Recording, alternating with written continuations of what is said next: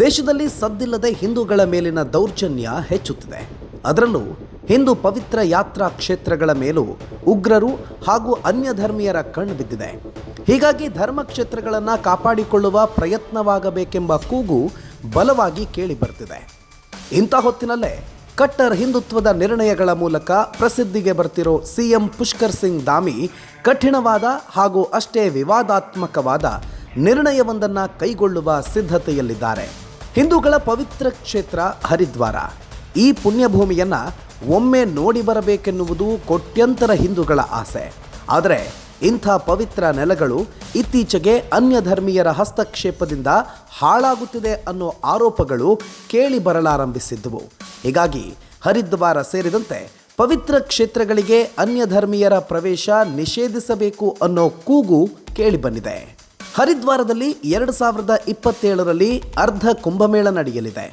ಅದಕ್ಕೂ ಮುನ್ನವೇ ಈ ಪ್ರದೇಶವನ್ನು ಹಿಂದೂಯೇತರ ಪ್ರವೇಶಕ್ಕೆ ನಿಷೇಧಿಸಬೇಕು ಅನ್ನುವ ಆಗ್ರಹ ವ್ಯಕ್ತವಾಗಿದೆ.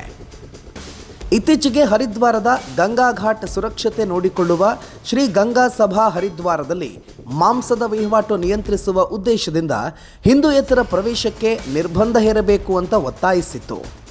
ಅಷ್ಟೇ ಅಲ್ಲ, ಪ್ರಸ್ತುತ ಹರಿದ್ವಾರದ ಹರಿಕಿ ಪೌಡಿ ಸೇರಿದಂತೆ ಆಯ್ದ ಕೆಲವು ಗಂಗಾ ನದಿಯ ತಟಗಳಿಗೆ ಹಿಂದೂಯೇತರರಿಗೆ ಪ್ರವೇಶವನ್ನು ಸ್ವತಃ ನಗರಸಭೆ ನಿಷೇಧಿಸಿದೆ.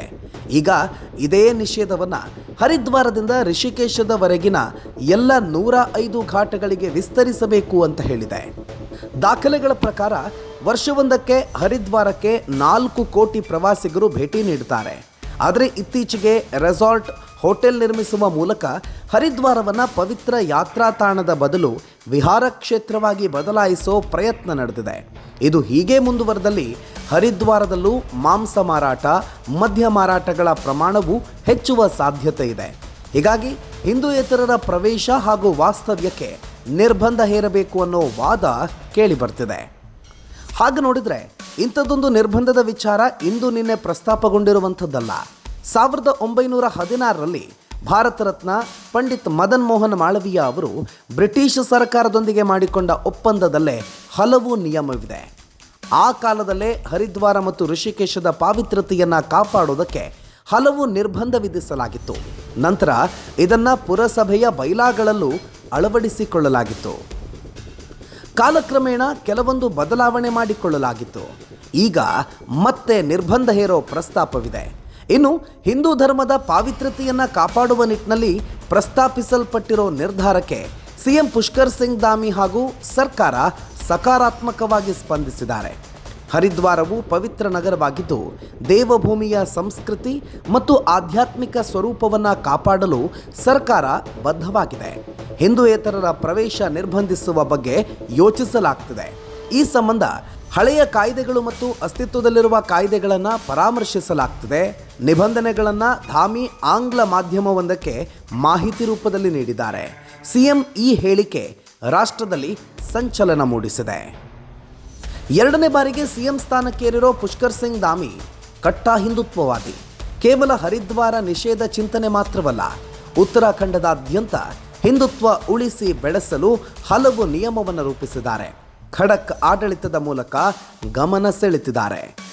ಸ್ವತಃ ಪ್ರಧಾನಿ ನರೇಂದ್ರ ಮೋದಿ ಅವರೇ ಪುಷ್ಕರ್ ಸಿಂಗ್ ಧಾಮಿ ಅವರನ್ನು ಕಠಿಣ ಪರಿಶ್ರಮಿ ಅಂತ ಶ್ಲಾಘಿಸಿದ್ದಾರೆ. ಮಾಜಿ ಸೈನಿಕರ ಮಗನಾಗಿರೋ ಸಿಎಂ ಪುಷ್ಕರ್ ಸಿಂಗ್ ಧಾಮಿ ಕಾನೂನು ವಿಷಯದಲ್ಲಿ ಪದವೀಧರರು. RSS ಕಾರ್ಯಕರ್ತರಾಗಿ ಸೇವೆ ಸಲ್ಲಿಸಿರೋ ಅವರು ಅಖಿಲ ಭಾರತೀಯ ವಿದ್ಯಾರ್ಥಿ ಪರಿಷತ್ ಸದಸ್ಯರಾಗಿಯೂ ಸೇವೆ ಸಲ್ಲಿಸಿದ್ದಾರೆ. ಈಗ ತಮ್ಮ ಸಮರ್ಥ ಆಡಳಿತದ ಮೂಲಕ ದೇಶದ ಗಮನ ಸೆಳೆದಿದ್ದಾರೆ. ಕಳೆದ ರಂಜಾನ್ ತಿಂಗಳಿನಲ್ಲೇ ಸಿಎಂ ಪುಷ್ಕರ್ ಸಿಂಗ್ ಧಾಮಿ 136 ಅಕ್ರಮ ಮದರಸಾಗಳನ್ನು ಮುಚ್ಚಿದರು. ಇದಲ್ಲದೆ ಉತ್ತರಾಖಂಡದ 17ಕ್ಕೂ ಹೆಚ್ಚು ಜಾಗಗಳ ಮುಸ್ಲಿಂ ಹೆಸರುಗಳನ್ನು ಬದಲಾಯಿಸಿ ಹಿಂದೂ ಹೆಸರನ್ನು ನಾಮಕರಣ ಮಾಡಿದರು. ಇದಕ್ಕೆ ವಿರೋಧ ವ್ಯಕ್ತವಾಗ್ತಾ ಇದ್ದಂತೆ ಮಾತನಾಡಿದ್ದ ಪುಷ್ಕರ್ ಸಿಂಗ್ ಧಾಮಿ, ಜನರ ಇಚ್ಛೆಗೆ ಅನುಗುಣವಾಗಿ ಮತ್ತು ಭಾರತೀಯ ಸಂಸ್ಕೃತಿ ಮತ್ತು ದೇಶದ ಪರಂಪರೆಗೆ ಅನುಗುಣವಾಗಿ ಮಹಾನ್ ವ್ಯಕ್ತಿಗಳನ್ನು ಗೌರವಿಸುವ ಮೂಲಕ ಬದಲಾವಣೆ ಮಾಡಲಾಗಿದೆ ಎಂದಿದ್ದರು. ಲವ್ ಜಿಹಾದ್ ವಿರುದ್ಧ ಕಾನೂನು ರೂಪಿಸಿದ ಬಳಿಕ ಪುಷ್ಕರ್ ಸಿಂಗ್ ಧಾಮಿ ಆಪರೇಷನ್ ಕಾಲನೇಮಿ ಹೆಸರಿನಲ್ಲಿ ರಾಜ್ಯವ್ಯಾಪಿ ಅಭಿಯಾನವನ್ನು ನಡೆಸಿದರು. ಉತ್ತರಾಖಂಡ ರಾಜ್ಯದ 3 ಜಿಲ್ಲೆಗಳಲ್ಲಿ ನಡೆಸಲಾದ ಈ ವಿಶೇಷ ಕಾರ್ಯಾಚರಣೆಯ ಮೂಲಕ ಒಟ್ಟು 511 ಜನರನ್ನು ಬಂಧಿಸಲಾಗಿದ್ದು, ಅವರಲ್ಲಿ 19 ಬಾಂಗ್ಲಾದೇಶಿ ನುಸುಳುಕೋರರು ಸೇರಿದ್ದಾರೆ. ಬಂಧಿತರ ಪೈಕಿ 10 ಜನರನ್ನು ಮರಳಿ ಬಾಂಗ್ಲಾದೇಶಕ್ಕೆ ಕಳುಹಿಸಲಾಗಿದೆ. ಉಳಿದ 9 ಜನರ ಮೇಲೆ ಕಾನೂನು ಕ್ರಮ ಜರುಗಿಸುವ ಪ್ರಕ್ರಿಯೆ ನಡೆಯುತ್ತಿದೆ. ಸಾಧುಗಳ ವೇಷ ಧರಿಸಿ ಮುಸಲ್ಮಾನರು ಭಿಕ್ಷೆ ಬೇಡುತ್ತಾ ಇರೋದನ್ನು ಗಮನಿಸಿ ಈ ಕಾರ್ಯಾಚರಣೆಯನ್ನು ಆರಂಭಿಸಲಾಗಿತ್ತು. ಈಗ ಹರಿದ್ವಾರದ ಸರದಿ. ದೇವಭೂಮಿ ಅಂತ ಕರೆಸಿಕೊಳ್ಳೋ ಹರಿದ್ವಾರದಲ್ಲಿ ಯಾವುದೇ ಅಹಿತಕರ ವಾತಾವರಣ ಸೃಷ್ಟಿಯಾಗದಂತೆ ನೋಡಿಕೊಳ್ಳಲು ಪುಷ್ಕರ್ ಸಿಂಗ್ ಧಾಮಿ ಆದ್ಯತೆ ನೀಡಿದ್ದಾರೆ. ಹಿಂದೂಯೇತರರು ಹರಿದ್ವಾರದ ಗಂಗಾ ಘಾಟ್ಗಳಲ್ಲಿ ವಾಸ್ತವ್ಯ ಹೂಡುವುದು ಮತ್ತು ಮಾಂಸಾಹಾರ ಸೇವನೆಯಂತಹ ಸಂಗತಿಗಳು ಧಾರ್ಮಿಕ ಭಾವನೆಗೆ ಧಕ್ಕೆ ತರ್ತಿವೆ. ಹೀಗಾಗಿ ಅನ್ಯ ಧರ್ಮೀಯರ ಪ್ರವೇಶವನ್ನೇ ನಿರ್ಬಂಧಿಸುವ ಚಿಂತನೆ ಸರ್ಕಾರ ನಡೆಸಿದೆ. ಅದರಲ್ಲೂ 2027ರಲ್ಲಿ ಅಂದರೆ ಇನ್ನೆರಡು ವರ್ಷಗಳಲ್ಲಿ ಅರ್ಧ ಕುಂಭಮೇಳ ನಡೆಯಲಿದೆ. ಅಂಥ ಸಂದರ್ಭದಲ್ಲಿ ಅನ್ಯ ಧರ್ಮೀಯರಿಗೆ ಪ್ರವೇಶ ಅವಕಾಶ ನೀಡೋದ್ರಿಂದ ಕಾಲ್ತುಳಿತ, ವಿಧ್ವಂಸಕ ಕೃತ್ಯಗಳಂಥ ಅಪಾಯ ಇರೋದ್ರಿಂದಲೂ ಅನ್ಯ ಧರ್ಮೀಯರ ಪ್ರವೇಶ ನಿರ್ಬಂಧಿಸುವ ಚಿಂತನೆಗೆ ಹೆಚ್ಚಿನ ಬಲ ಬಂದಿದೆ. ಮತ್ತೊಂದು ವಿಡಿಯೋದ ಜೊತೆಗೆ ಮತ್ತೆ ನಿಮ್ಮ ಮುಂದೆ ಬರ್ತೀವಿ. ಅಲ್ಲಿವರೆಗೂ ನೋಡ್ತಾ ಇರಿ ಅಖಂಡ ಭಾರತ, ಸನಾತನ ಯುಗ ಆರಂಭ.